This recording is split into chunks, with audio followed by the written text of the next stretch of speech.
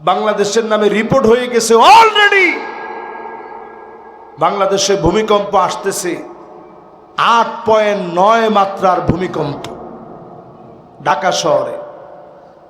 কিন্তু অনেক বছর ধরে এটা বলা হচ্ছে ভূমিকম্প আসতেছে আসতেছে আসতেছে। আমি দেখি প্রত্যেকটা ভূমিকম্প একেবারে অল্প মাত্রার এসে নামাজের কিছুক্ষণ আগে অথবা নামাজের সময় অথবা তাহাজ্জুদের সময় ভূমিকম্পগুলো আসে, আর কিছু গোলামের চোখের পানির কারণে আল্লাহ উঠায় নেয়। বলেন আল্লাহু আকবার।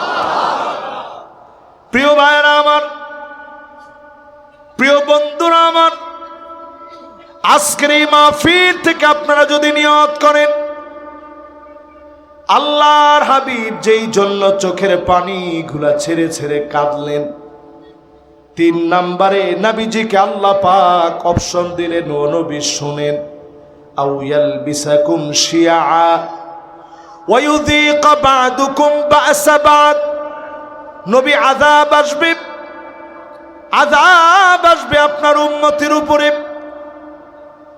বিভক্তিকে আপনার উম্মত জামার মতো বানায় নিবে, একজন আরেকজনকে মারবে, রক্তাক্ত করার পরে বলবে মারার মতো মেরেছি।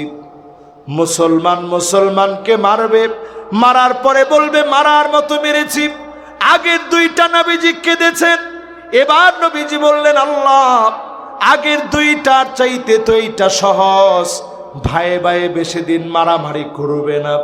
একটু তাকায় দেখেন, নবীজি সহজ বললেন, বেশি দিন মারামারি করব না বললেন। 54 বছর মারামারি করে শেষ হয়ে গেছে, আর একদিন আমরা নষ্ট করতে চাই না, ঠিক কিনা বলেন? এবার একটু আমার সাথে সাথে বলেন, এই জায়গাতে এটার নাম জানি কি, মানে এটা বড় তাকিয়া না? এই বড় তাকিয়া পাড়ায় আমার যত সুন্নি ভাইয়েরা আছে, তারা মনে করতে পারে আমারে যে এই লোকটা নবীর দুশ্মন। আমি এখানে একটা কথা আমার পেয়ারা হাবিবের বিরুদ্ধে বলছি। ও আমার ভাইয়েরা, আমি আমার রসুলের কেমন ভালোবাসি যদি আপনারা দেখাইতে পারতাম। আমি আমার রসুলের এমন ভালোবাসি, আমি প্রতিদিন আল্লাহর কাছে বলি যে আল্লাহ স্বপ্ন যুগে আজকের ঘুমে আমার পেয়ারা হাবিব আল্লাহ একটু দেখায় দিও। আমি প্রত্যেক রাতে প্রত্যেক দিনে ঘুমানোর সময় আমি ডান হাতটা আমার গালের নিচে দিয়ে আমার ঘুমটা শুরু করি, আর আমি বলি আমার পেয়ারা হাবিবকে যদি একটু দেখতে পেতাম, পেয়ারা হাবিব দেখতে কেমন। আমার হাবিব হাদিসের ভিতরে বলে গেছেন, নবীজি আমার হাদিসের ভিতরে বলেছেন, মান রাআনি ফিল মানাম ফাকাদ রাআনি ফিল ইয়াকযা فإن الشيطان لا يتمثل بي وفي رواية أخرى فإن الشيطان لا يتشبه بي। শয়তান আমার আকৃতি ধারণ করতে পারে না, শয়তান আমার রূপ নিতে পারে না। স্বপ্ন যুগে কেউ যদি বলে আমি নবী, বুঝে নিবা নবীকে তুমি সামনে থেকে যেন দেখতেছো। বলেন আল্লাহু আকবার।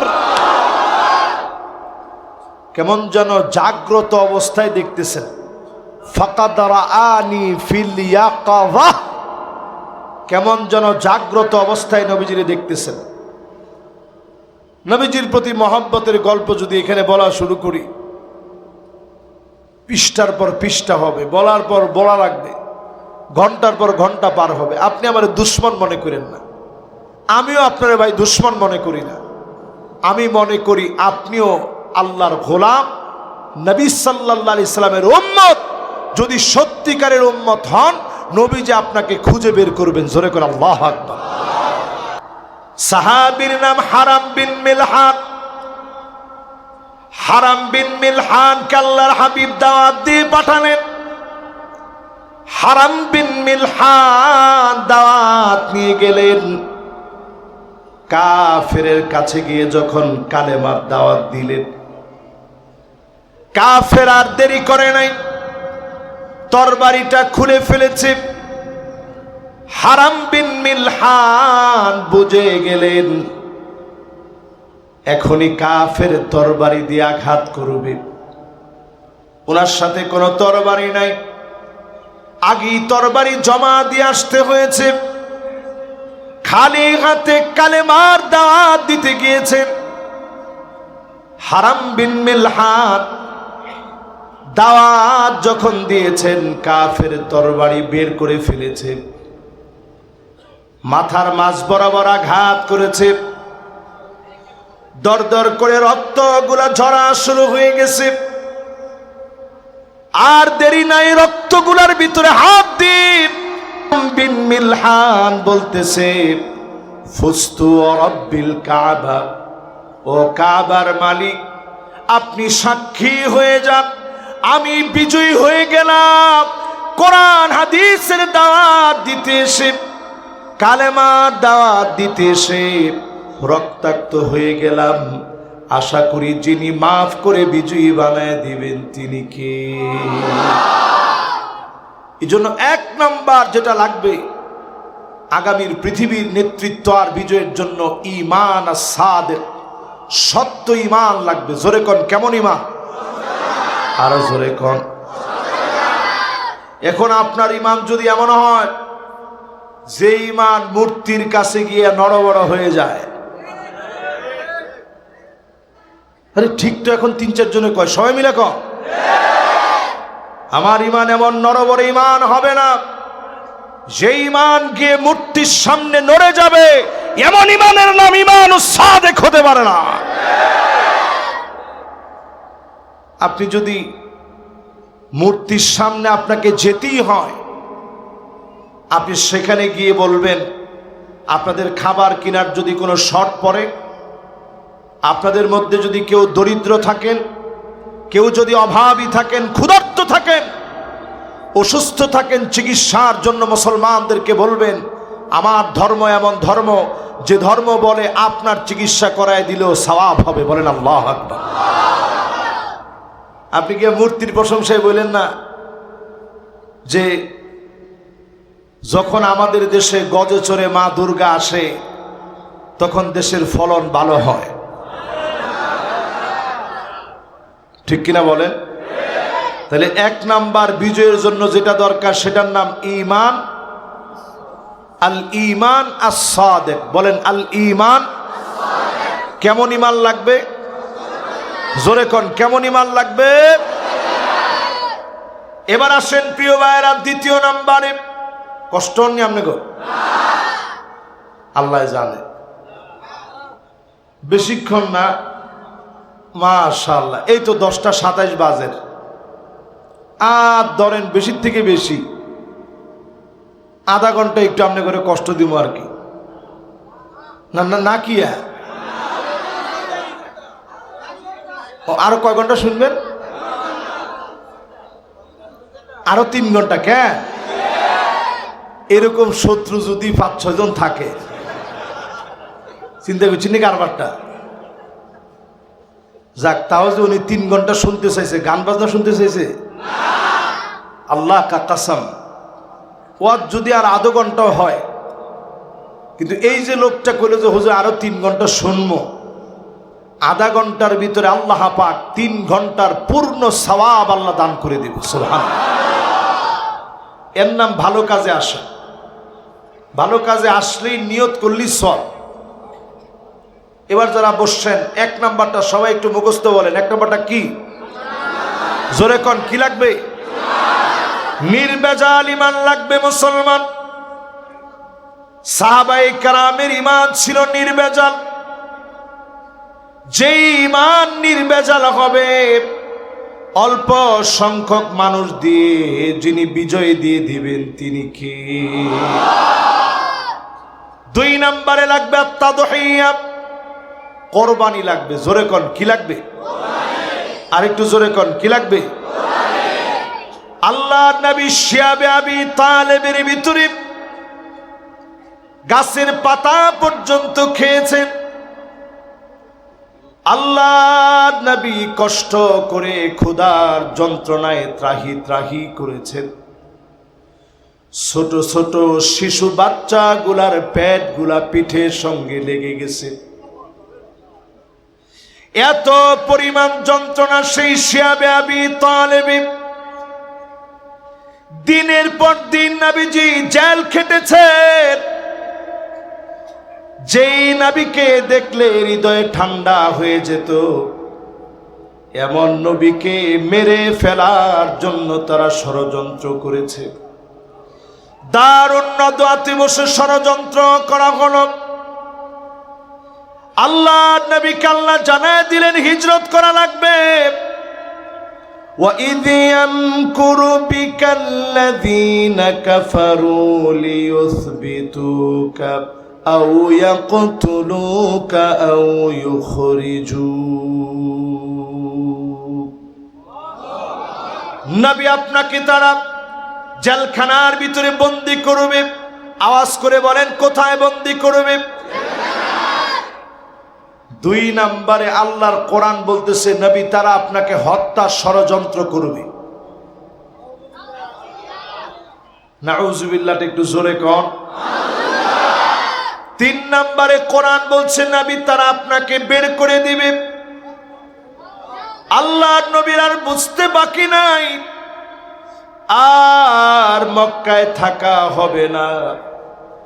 আল্লাহর নবী বিশ্ব নবী, নবী আমার মুহাম্মাদুর রাসূলুল্লাহ সাল্লাল্লাহু আলাইহি ওয়াসাল্লাম মক্কা থেকে হিজরত করে মদিনায় গেলেন। কুরবানি শুরু করে দিলেন। একটার পর একটা পরীক্ষা দিলেন। এই পরীক্ষার মাধ্যমে যিনি দিনকে বিজয়ী বানায় দিলেন তিনি কি? বাংলাদেশে অনেকগুলা পরীক্ষা এই পর্যন্ত হয়েছে। শাপলা চত্বরের পরীক্ষার কথা আপনাদের মনে আছে? জোরে কোন মনে আছে? এই পরীক্ষার কথা দেখেন, ছোট ছোট বাচ্চারা এরাও বলছে হুজুর মনে আছে। অনেকের হয়তো ওই সময় জন্ম হয়নি,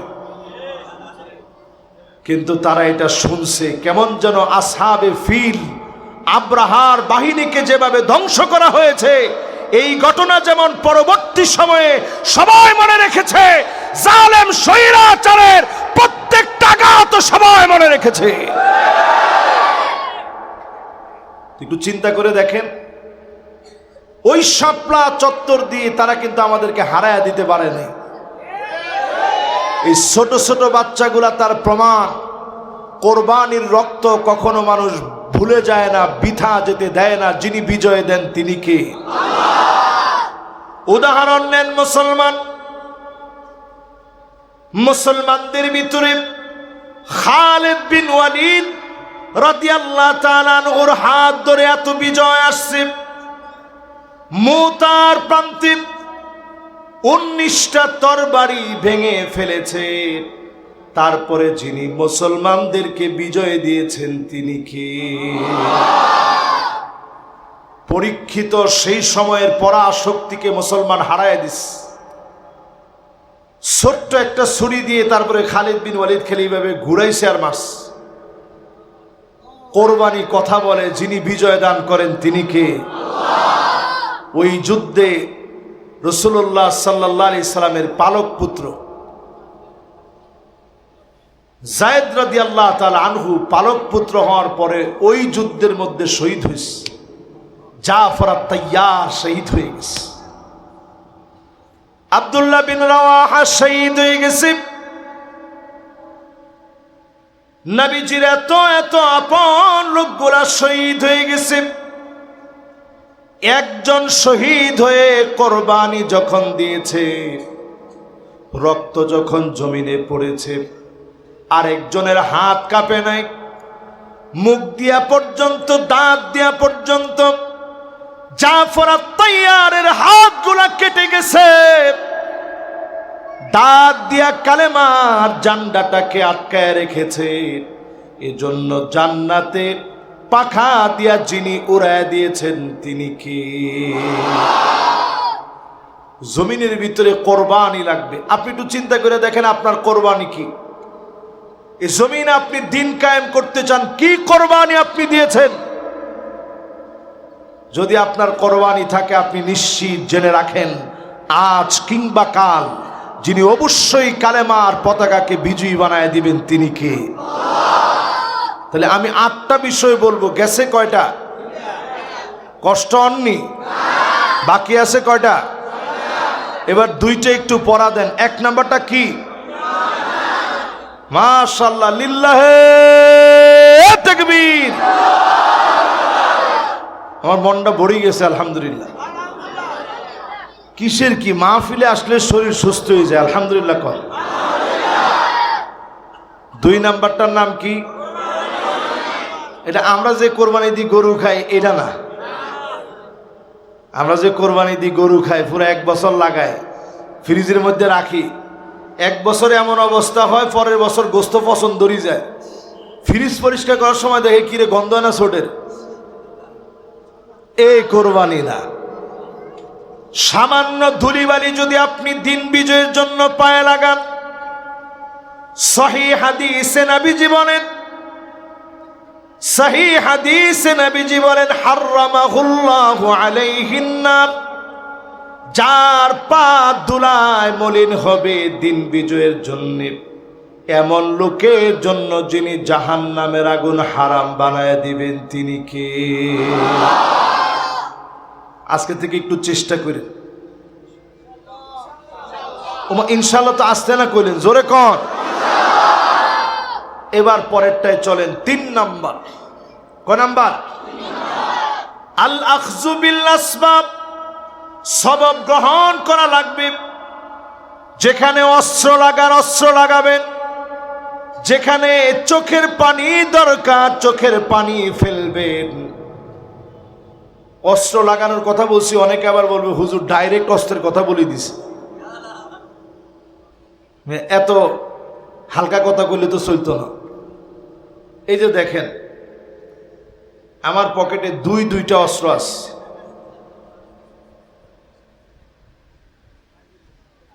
এই দেখেন এটা কি? জোরে কন কি? এটা সিলাহুল মুমিন, মুমিনের অন্যতম অস্ত্র। এটা সিলাহুল মুমিন, অজুর পানি মুমিনের অস্ত্র। মুমিনের আরেকটা অস্ত্রের নাম মিসওয়াক। জোরে কন কি? আরো জোরে কন কি? মাশাআল্লাহ। এবার সবাই একটু আমার সাথে সাথে বলেন মিসওয়াকটা কি? সবাই কন মিসওয়াকটা কি? এরকম আরো অনেক অস্ত্র হইতে পারে, দুনিয়াবি জাগতিক অনেক অস্ত্র হতে পারে। এই অস্ত্রগুলাকে বলে আখযু বিল আসবাব। যখন প্রয়োজন হবে আপনি অস্ত্রে সুসজ্জিত হওয়ার, রাষ্ট্রীয়ভাবে দায়িত্ব নিয়ে সুসজ্জিত হবেন, কাফেরের বিরুদ্ধে লড়বার জন্য সুসজ্জিত হবেন, ওই মুসলমানদেরকে যিনি বিজয়ী বানায় দিবেন তিনি কে? আপনি দেখেন ফিলিস্তিনে এখন যুদ্ধবিরতি চলতেছে, কিন্তু পুরাপুরি যুদ্ধ শেষ হয়ে যায় নাই। আপনি লিখে রাখেন কিছুদিনের ভিতরে আবার তারা হামলা শুরু করবে,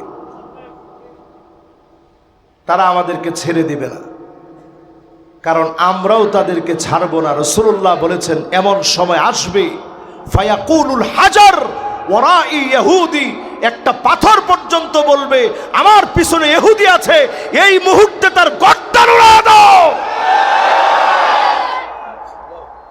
এই মুহূর্তে তার গর্দানটা উড়িয়ে দাও। একটা ধূলিকণা পর্যন্ত বলবে।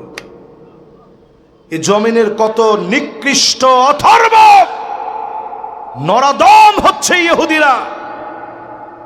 আমাদের দেশের শহীদুল আলম, তাকে আমার মহব্বতের সবটুকুন আমার ভাইয়ের জন্য। আমি চিন্তা করতেছি একজন জার্নালিস্ট, একজন সাংবাদিক, কলামিস্ট, মানবাধিকার কর্মী হয়ে যে কাজটা আমাদের করা দরকার ছিল ভাই এই কাজটা করছেন। উনি বাংলাদেশে আজ ফিরে আসছেন। সবাই এয়ারপোর্ট থেকে কিভাবে ওনার আগে আনতে গেছে। দেখেন কোরবানির কি দাম।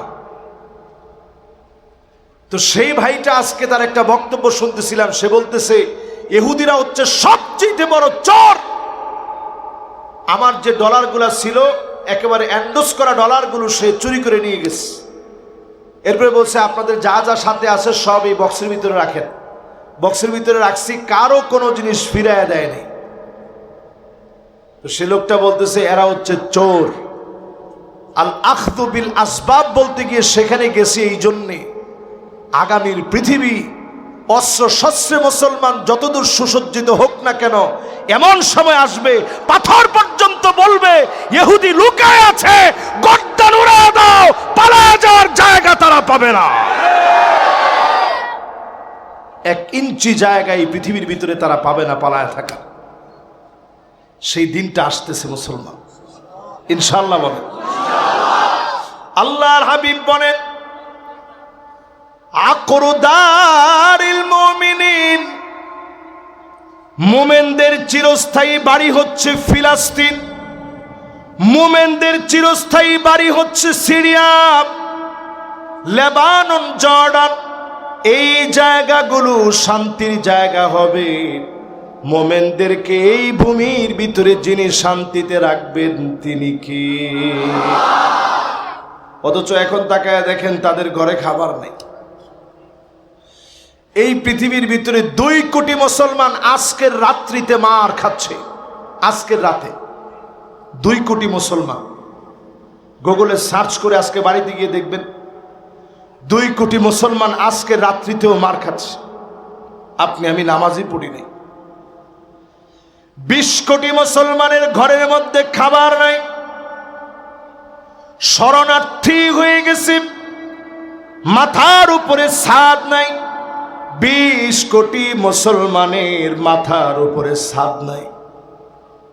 আমি ওয়ার্ল্ডের অনেক শরণার্থী ক্যাম্পে গিয়েছি। আল্লাহর কসম করে বলি, সেইখানের মুসলমানদের দৃশ্য দেখার পরে আমার কাছে মনে হয়েছে আল্লাহ যদি বাংলাদেশের মুসলমানদেরকে এক বেলার খাবারের জন্য জবাব দেয়, এক বেলা খাবারের জন্য যদি মালিক জবাব নেয়, এক বেলা খাবারের জবাব দেওয়ার মতো তৌফিক কারো হবে না।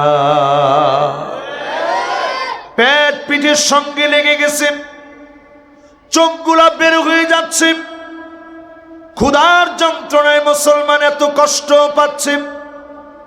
3 দিন আগে ভিডিও দেখলাম, ছোট্ট একটা ছেলে তার বোনকে, ছোট্ট মানুষ কাদের মধ্যে নিতে পারে না, তারপরেও নিয়ে দৌড়াচ্ছে আর আল্লাহকে ডাক দিয়ে বলতেছে ইয়া আল্লাহ।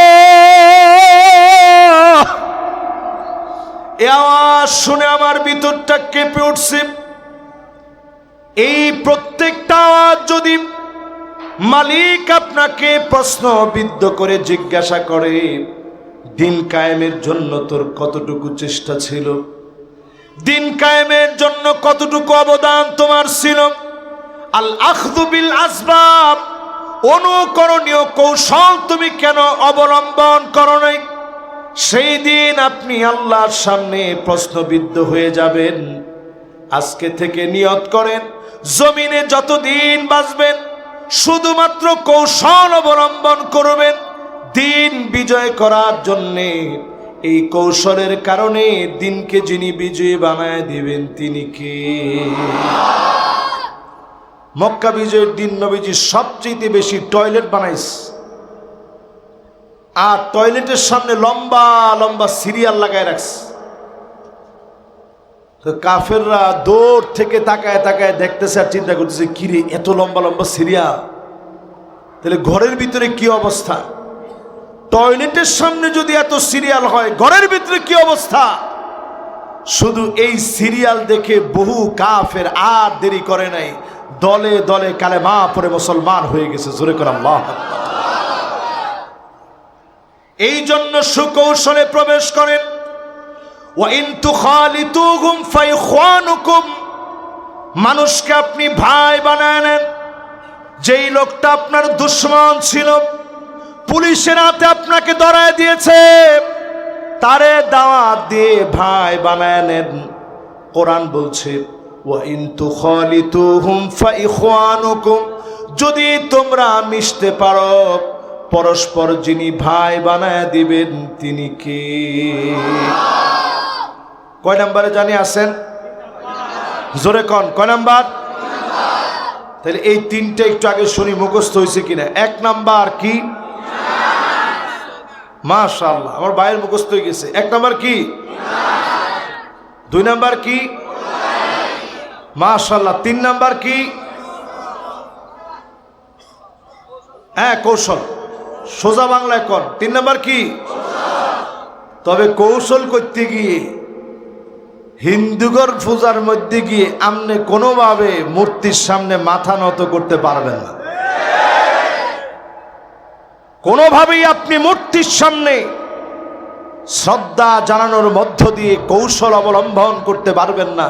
এই কৌশলকে আল্লাহ পাক সম্পূর্ণরূপে হারাম করে দিয়েছেন, ঠিক কিনা বলে? তিন নাম্বার শেষ, এবার চার নাম্বার। আপনারা আমার সাথে আছেন ইনশাআল্লাহ? এই কথাগুলোকে আপনারা সহজে বুঝতেছেন তো ইনশাআল্লাহ? যেটা না বুঝবেন দাঁড়াই যাবেন সাথে সাথে, হুজুর এটা বুঝলাম না। ঠিক আছে তো? একজন দাঁড়াইছে, মুরব্বী কোনটা বুঝেন নাই কর?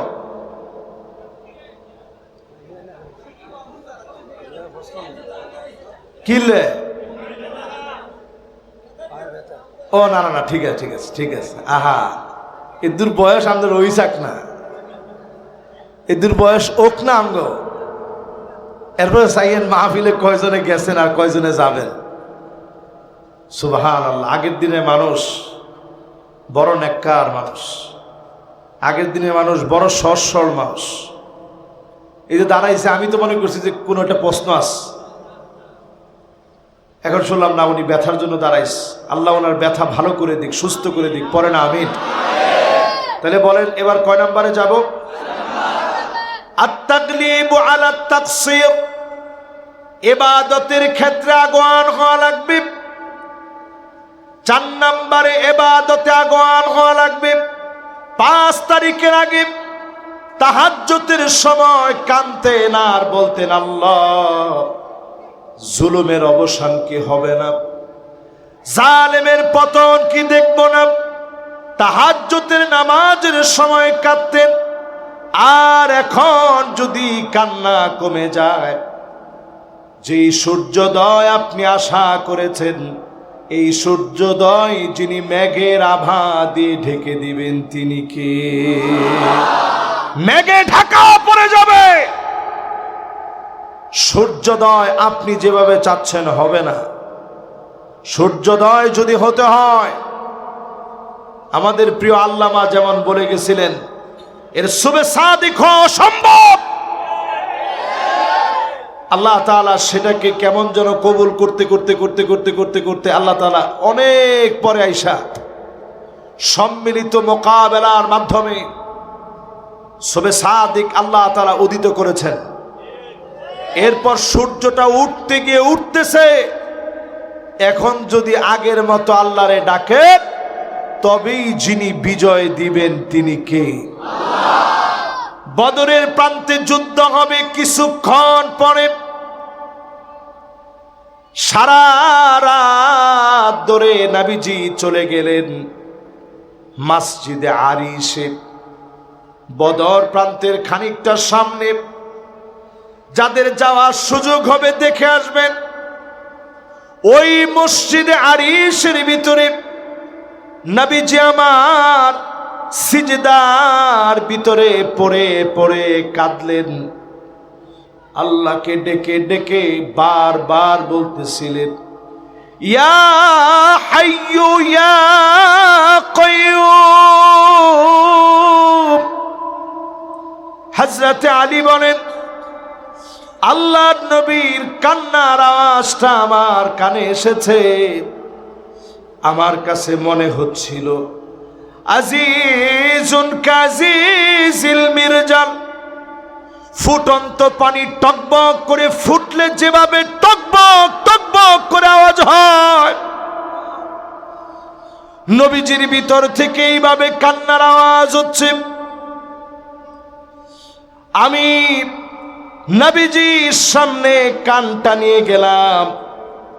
নবীজির জবানের সামনে কানটা নিয়ে গেলাম, আমি আলী শুনি। জবানের সামনে নেওয়ার পরে নবীজি আর অন্য কোনো কিছু বলে কান্দে না, কান্দে আর আল্লাহকে বলে, ইয়া হাইয়ু ইয়া কাইয়্যুম। হযরত আলী বলেন, আমার বুঝে চলে আসলো এই দোয়া পড়ে চাইলে যিনি ফিরায়া দেন না তিনি কে। এটা আরবিতে বলে আত-তাগলিব আলা তাকসির। যখন আপনি সুন্দর একটা সময় পাবেন, লম্বা সময় নিয়ে সেজদা দিবেন, লম্বা সময় নিয়ে কোরআন পড়বেন, ইবাদতের মান আরো বেশি সুন্দর বানায় নেবেন, অবশ্যই যিনি এর কারণে বিজয় দিয়ে দিবেন তিনি কি? ক নাম্বার? আরে কথা কয় না, ক নাম্বার? এখন আবার এরকম করিয়েন না, সুন্নত বাদ দিয়ে বেরিয়ে গেছেন যে না হুজুর কাম আছে। কি কাম আপনার? কি কাম? কাম এখন আপনি সুন্নত আদায় করেন, আপনার কাজ এই নামাজ দিয়ে আপনি প্রতিষ্ঠা করেন। আপনি দেখবেন রণাঙ্গনে মানুষের মাঝে কথা বলে যা করবেন, আদর্শ প্রচারের কারণে এর চাইতে বেশি কাজ হবে, ঠিক কিনা বলেন? জনসমাবেশ তো সবাই করতেছে, কিন্তু এখন ইসলামপন্থীদের দিকে সবার একটা ঝোঁক বেড়ে গেছে। আরে কথা কয় না, ঝোঁকটা কেন বাড়ছে? কারণ সবাই বলতেছে ইসলামপন্থীরা নামাজ পড়ে, এরা ইবাদত বন্দেগী মানার চেষ্টা করে, আর সবার ভিতরে একটা কিউরিসিটি, যেই কথার উপর দিয়ে আল্লাহ বিজয় দিয়েছে।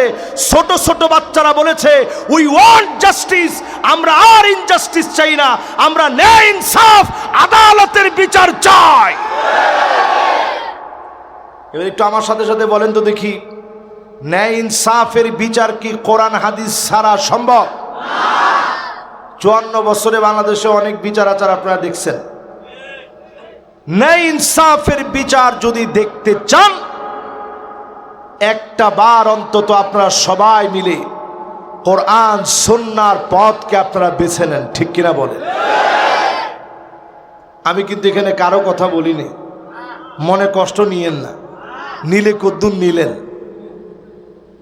কিন্তু এই কথা পরিষ্কারভাবে জেনে নেন, দুনিয়ার ভিতরে শাসন আসবে 5টা। আমার বীরস্বরায় ভাষী, এটা বীরস্বরায় না? আমার বীরস্বরায় ভাষী 5টা আঙ্গুল আল্লাহর দিকে উঠায় দিয়ে বলেন, এই পৃথিবীতে শাসন আসবে কয়টা? দেখি কে কে উড়াইছে আর কে কে উড়ায় না। অনেকে চিন্তা করছে হুজুর জিয়ান কন, সব রেডি করে রাখছি, আপনি কি কন 5টা শাসন? শাসন আমরা। এবার আঙ্গুলগুলো নামান, কয়টা শাসন? এবার একটা একটা করে মিলায় দেখেন আসছে কিনা সেগুলা। আপনার মনে কষ্ট পাননি না? আমি কিন্তু কষ্ট দেওয়ালে একটা কথাও বলিয়েন না। 1 নাম্বার শাসন আসবে, আল্লাহর হাবিব বলেন ফিকুম আন-নাবুওয়া মাশা আল্লাহ আন তাকুন। নবুয়তের শাসন এই জমিনে আসবে, নবীরা জমিনের মধ্যে শাসন করবে। আমার নবীকে দিয়ে আল্লাহ শেষ করলেন খাতামুন নবীন, নবী সমস্ত নবীদের শেষ নবী, যেই নবীর কাদের ভিতরে কাযিররিল হাজারা, কবুতরের ডিমের মতো খতমে নবুয়তের সিলমোহর ছিল।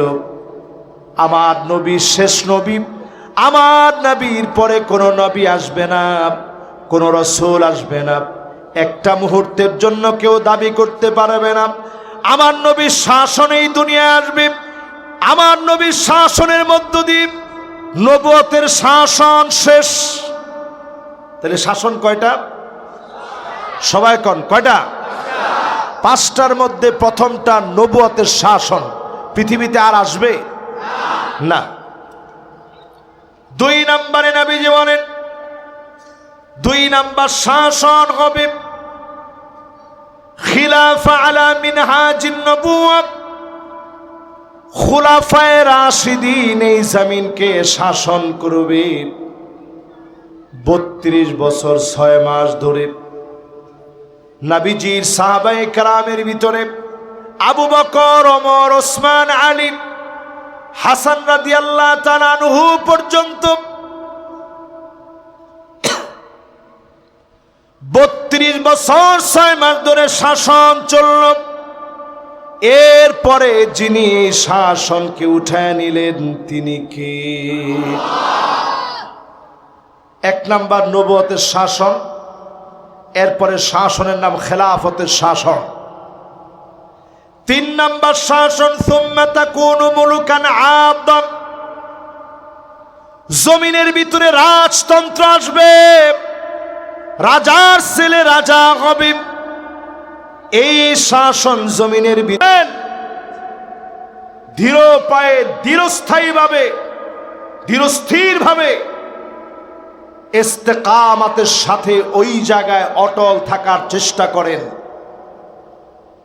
যুগে যুগে আল্লাহ রাব্বুল আলামিন এই দৃষ্টান্তগুলো দেখাইছেন। যদি এইভাবে ধৈর্যের সাথে সাথে ধীর পায়ে যদি আপনারা থাকতে পারেন, অবশ্যই যিনি বিজয় দিবেন তিনি কে? এবার আসেন 7 নাম্বার। এরপরে আর 3টা কথা বলব।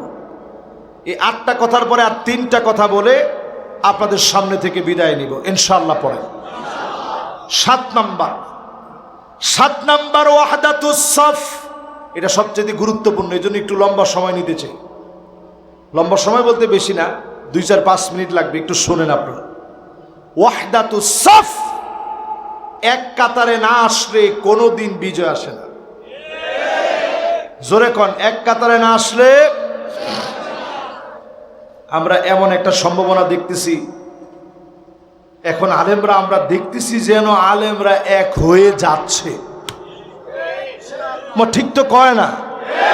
ইনশাল্লাহ কন। কিন্তু মাঝে মাঝে 2-1টা কথা এদিক সেদিক থেকে আসে, আমরা বড় ব্যথিত হই।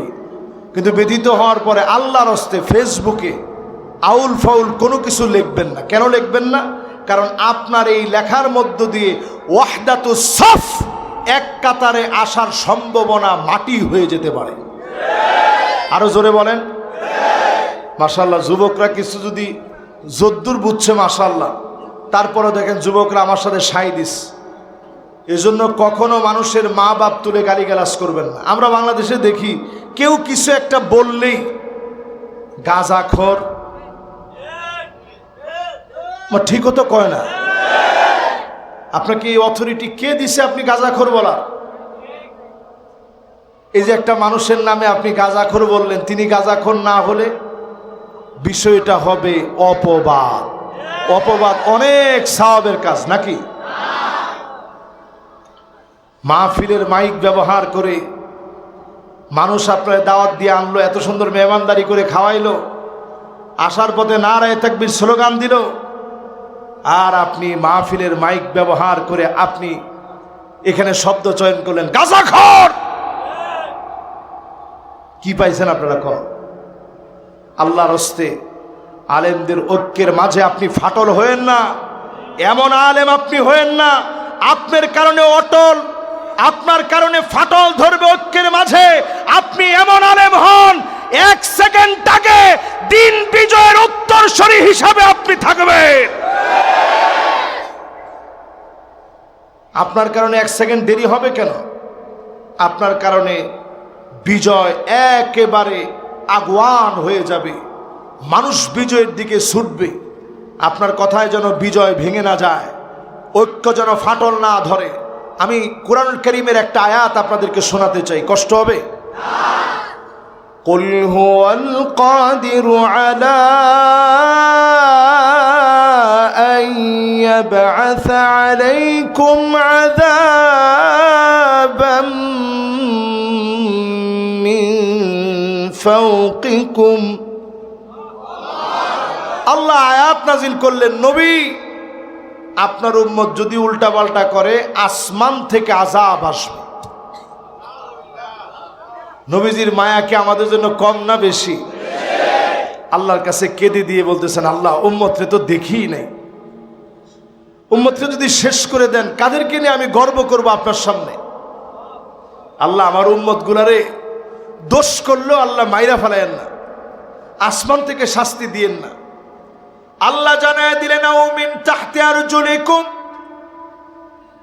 ও নবী শাস্তি আসবে নিচের দিক থেকে, টর্নেডো হবে, ঘূর্ণিঝড় হবে, ভূমিকম্প হবে, আপনার উম্মত উল্টা পাল্টা করলে ধ্বংস হয়ে যাবে, অন্যান্য নবীর উম্মতের মতো আযাব পেয়ে যাবে।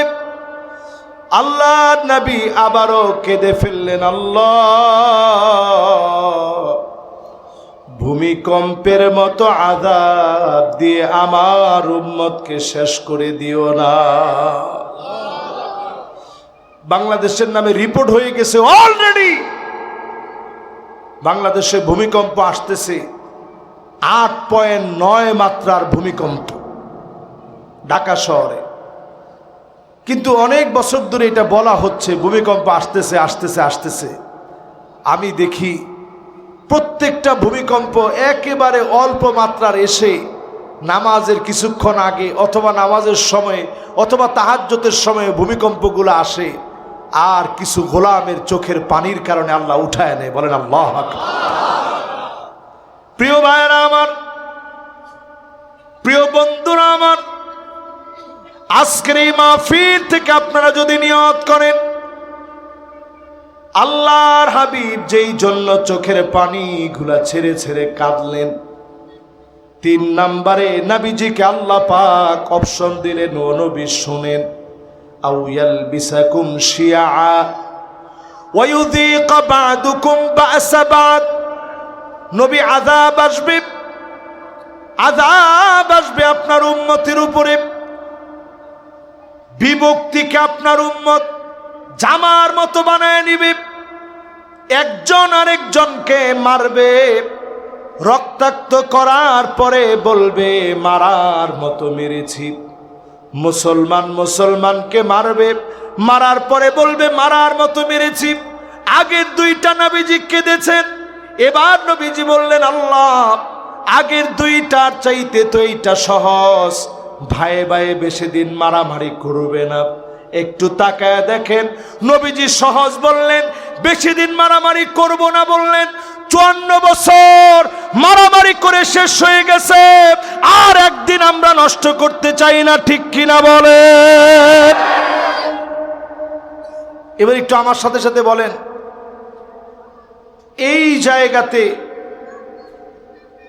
এটার নাম জানি কি, মানে এটা বড় তাকিয়া না, এই বড় তাকিয়া পাড়ায় আমার যত সুন্নি ভাইয়েরা আছে, তারা মনে করতে পারে আমারে যে এই লোকটা নবীর দুশ্মন। আমি এখানে একটা কথা আমার পেয়ারা হাবিবের বিরুদ্ধে বলছি।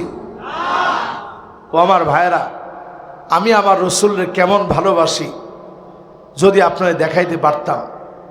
আমি আমার রসুলের এমন ভালোবাসি, আমি প্রতিদিন আল্লাহর কাছে বলি যে আল্লাহ স্বপ্ন যুগে আজকের ঘুমে আমার পেয়ারা হাবিব আল্লাহ একটু দেখায় দিও। আমি প্রত্যেক রাতে প্রত্যেক দিনে ঘুমানোর সময় আমি ডান হাতটা আমার গালের নিচে দিয়ে আমার ঘুমটা শুরু করি, আর আমি বলি আমার পেয়ারা হাবিবকে যদি একটু দেখতে পেতাম, পেয়ারা হাবিব দেখতে কেমন। আমার হাবিব হাদিসের ভিতরে বলে গেছে, নবীজি আমার হাদিসের ভিতরে বলেছেন, মান রাআনি ফিল মানাম ফাকাদ রাআনি ফিল ইয়াকযা فإن الشيطان لا يتمثل بي وفي رواية أخرى فإن الشيطان لا يتشبه بي। শয়তান আমার আকৃতি ধারণ করতে পারে না, শয়তান আমার রূপ নিতে পারে না। স্বপ্ন যুগে কেউ যদি বলে আমি নবী, বুঝে নিবা নবীকে তুমি সামনে থেকে যেন দেখতেছো। বলেন আল্লাহু আকবার। কেমন যেন জাগ্রত অবস্থায় দেখতেছেন। ফাকাদ রাআনি ফিল ইয়াকাযা, কেমন যেন জাগ্রত অবস্থায় নবীজিরে দেখতেছেন। নবীজির প্রতি মহব্বতের গল্প যদি এখানে বলা শুরু করি, পৃষ্ঠার পর পৃষ্ঠা হবে, বলার পর বলা লাগবে, ঘন্টার পর ঘন্টা পার হবে। আপনি আমার দুশ্মন মনে করেন না, আমিও আপনার ভাই দুশ্মন মনে করি না। আমি মনে করি আপনিও আল্লাহর গোলাম, নবী সাল্লাল্লাহু আলাইহি সাল্লামের উম্মত। যদি সত্যিকারের উম্মত হন, নবী যে আপনাকে খুঁজে বের করবেন। জোরে করে আল্লাহু আকবার। এবার আসেন প্রিয় ভাইয়েরা আমার, বলতেছিলাম আল্লাহ অপশন দিয়েছেন তিনটা। নবী আযাব আসবে আসমান থেকে। 2 নাম্বার অপশন দিলেন আযাব আসবে জমিন থেকে। নবীজি 2টার সময় কাঁদছেন যে আল্লাহ এই 2টা দিয়েন না। 3 নাম্বার অপশন দিলেন ঠিক আছে, তাইলে আযাব আসবে আপনার উম্মতের ভিতরে দলাদলিকে পোশাক বানায় নেবে।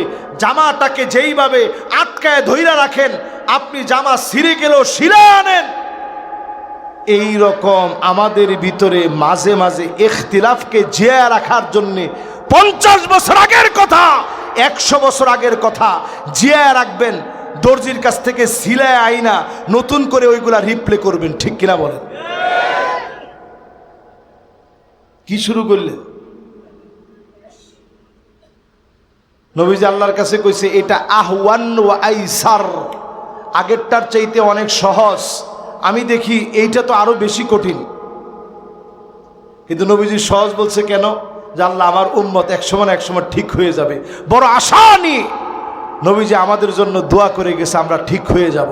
আমার মনে হয় বাংলাদেশের কাঙ্ক্ষিত একটা সময় ঠিক হওয়ার, এখন আর কেউ দলাদলির দিকে যাবেন না, সবাই এক হবেন ইনশাআল্লাহ। বলেন আপনাকে হাতের সময় আসেনি? কমিউনিট ধর্মে 1 ঘন্টা কেমনে কম?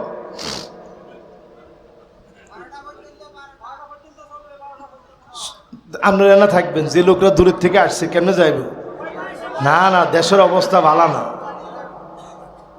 এই যে দেশের অবস্থা ভালো না, এই কথাটা একটা মুনাফিকি কথা। আল্লাহ আমার এই কথা থেকে হেফাজত করুক, পরে না আমিন। এই ভুল আমার থেকে, সবার থেকে, জেহেন থেকে আল্লাহ উঠায় নেক। দেশের অবস্থা একেবারে ভালো আছে। জোরে করে আল্লাহু আকবার। দেশের অবস্থা কি হয়েছে? অনেকে চার দোকানে বসে বসে দেখবেন কোনো কাম নাই, কাহারে আগে ভালো ছিল।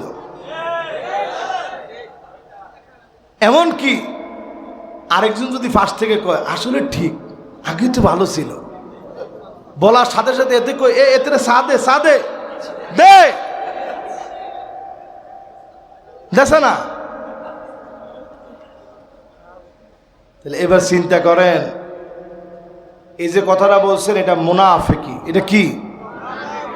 স্পষ্ট কোরআন বিরোধী কথা। আল্লাহ কোরআনে বলে আফা হুকমাল জাহিলিয়াতি ইয়াবগুন, নবী এত কিছুর পরেও তারা কি আবার জাহিলিয়াতের দিকে চলে যাবে? 5 আগস্টের পরে যারা চাঁদাবাজিতে নামছেন, ছিনতাইয়ে নামছেন, ডাকাতিতে নামছেন, পরিষ্কারভাবে জেনে রাখেন এই কাজটা ডাইরেক্ট জাহিলিয়াতের দিকে চলে যাওয়া। এটা ডাইরেক্ট অ্যাকশন। তো এজন্য আল্লাহর কাছে আজকে থেকে মাফ চান। এগুলো আমাদের কাজ না। মান হামালা আলাইনা সিলাহ ফালাইসা মিন্না। নবীজি বলেন যারা অস্ত্র হাতে মুসলমানদেরকে হুমকি দেয় তারা আমার দলভুক্ত হতে পারে না। আর এখন হুমকি নি গাছের মধ্যে লটকায় রাখমু, দে কি দিব, সব দে। এই জন্য আল্লাহর কাছে মাফ চান। পরিস্থিতি খারাপের দিকে নিয়েন না। কি কি খারাপ হইতে পারে পরিস্থিতি রসুল হাদিসের মধ্যে বলে গেছে। বিজয়ের পরে যদি তামাশা করেন 6টা বড় বড় বিপদ আসবে। কয়টা? এই 6টা কইয়া এরপরে 8 নাম্বারটা দিয়ে শেষ দিব ইনশাল্লাহ। ঠিক আছে তো ইনশাল্লাহ? 1 নাম্বার বিপদ আসবে ইমারাতুস সুফাহা, নির্বোধ লোকেরা, নির্বোধ লোকগুলা আবার আপনাদের নেতা হয়ে যাবে। নির্বোধ নেতা হয়ে গেলে কেমন পরিস্থিতি হয় 16 বছরে আপনারা দেখছেন, ঠিক কিনা বলেন? এই জন্য ভালো ভালো লোকরে ক্ষমতায় আনার চেষ্টা করেন, নির্বোধের না, যাতে ধাক্কা দিলে চলতে হারে না, এতারে না। ওই রকম লোকের ক্ষমতায় আনবেন যে লোকটা আপনাদের মধ্যে শিক্ষিত, নামাজি, দিনদার, আল্লাহওয়ালা। ঠিক কিনা বলেন? দুই নাম্বার শাস্তি আসবে কাসরাতুস শর্ত, নতুন নতুন শর্ত দিবে। আগে যেমন কিছু হলেই আলেমদেরকে দমানোর জন্য রাজাকার রাজাকার বলা হতো, আরো আসতে কোন পরে এটা কিরকম জাতীয় স্লোগান হইল, আল্লাহু আকবার। আমি ওই সময় আল্লাহর ঘর কাবাতে আমি শুনি, কি রে সৌদি আরবের লোকেরাও আডে আর কর আমি কে তুমি কে রাজাকার রাজাকার। বাঙালিরা দেখলেই শাল্য, দেখলেই শাল্য। সৌদি আরব একটু দুষ্টামি করে আর কি। তা আমি নামাজ থেকে আসি, যাই দোকানে কিছু কিনতে যাই, সব জায়গায় এক কথা কয়, আমি কে তুমি কে রাজাকার রাজাকার। আমি চিন্তা করলাম আল্লাহু আকবার, যে কথা দিয়ে আলেমদেরকে এতদিন টুটি চেপে ধরা হতো, একটা শব্দকে গোটা জাতির বিজয়ের শব্দ বানায় দেওয়া হয়েছে, ঠিক কিনা বলে? এই জন্য প্রিয় ভাইরা আমার, কাসরাতুস শর্ত, নতুন নতুন শর্ত আসবে। রাজাকার রাজাকার শব্দ আর এখন খাবে না। নতুন নতুন শব্দ যদি আপনি বলেন, এই শব্দ আর জনগণ খেতে চাবে না, ঠিক কিনা বলে? এজন্য আলেমদেরকে মৌলবাদ, আলেমদেরকে জঙ্গিবাদ বলার অপচেষ্টা বাদ দেওয়া লাগবে। জনগণ এগুলা খাবে না, খাবে না, খাবে না।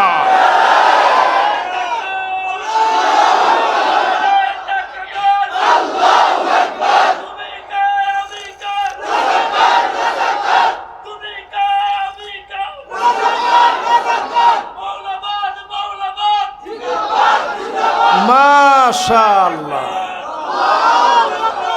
এরপরে একটু অ্যাড করা দরকার ছিল, কে বলেছে কে বলেছে। আমরা তো রাজাকার নিজেরে বলি না, আমার জন্মই হয় না, তখন আমি রাজাকার কেন হইলাম?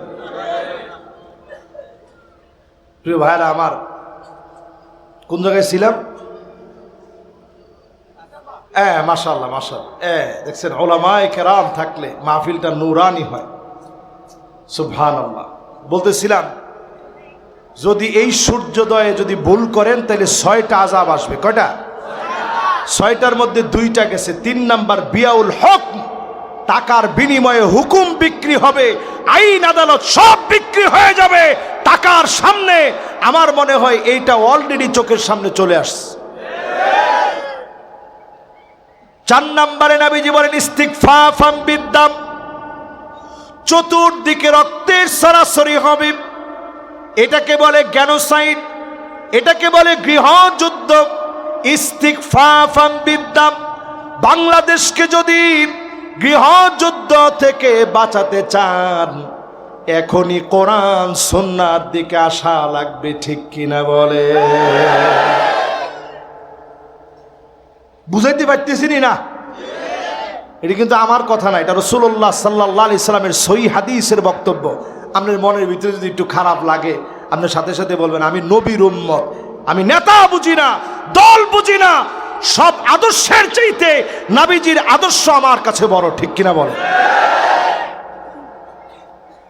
এরপরে আমার ভাইয়েরা, 5 নম্বরে কাতিয়াতুর রাহিম, আত্মীয়তার সম্পর্ক ছিন্ন হয়ে যাবে, ভাইয়ে ভাইয়ের সম্পর্ক ছিন্ন হয়ে যাবে।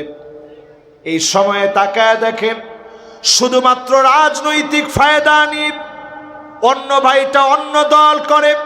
আপনি হয়তো দলের দিক থেকে এখন শক্তিশালী, ভাইয়ের উপরে জুলুম করতে দেরি করে না, আরেকজনের সম্পদ লুণ্ঠন করতে দেরি করে না, ঠিক কিনা বলে? এই শাস্তিটা আসবে, আমার মনে হয় আসছে না, আরো দেরি আছে, কি কন? এরপরে 6 নম্বরে নবীজি বলেন আকাল্লুহুম ফিকহান, দিনের বুঝ একেবারে যাদের নাই, দিনের জ্ঞান একেবারে যাদের নাই, ওই লোকগুলা বড় বড় পদে বসে যাবে।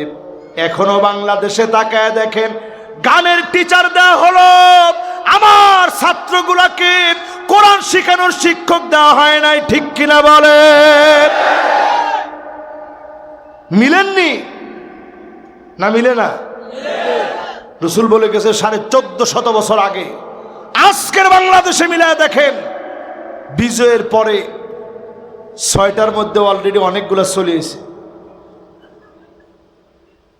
এবার আসেন শেষ কথা, যদি আগামী দিনের বিজয় চান, আপনাদের তাবারকের ব্যবস্থা আসেনি না? সুবহানাল্লাহ।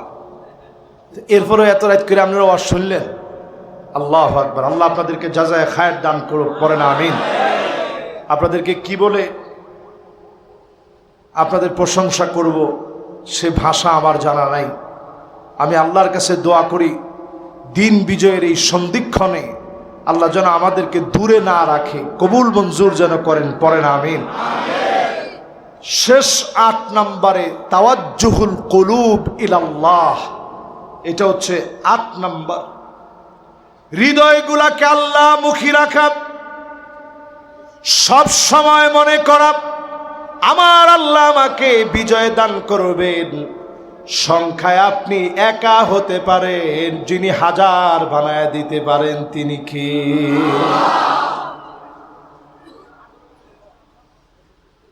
মাশাআল্লাহ, শেষের দিকে এসে মনোযোগ নষ্ট হয় নাই তো? এবার আপনারা আবার আমার দিকে একটু মনোযোগী হন। শেষ 2-4টা মিনিট, এরপরে আমরা ফিলিস্তিনের জন্য দোয়া করে, মুসলিম উম্মার জন্য দোয়া করে আমরা বাড়ি যাব ইনশাআল্লাহ। বলি শেষ কথা বলি,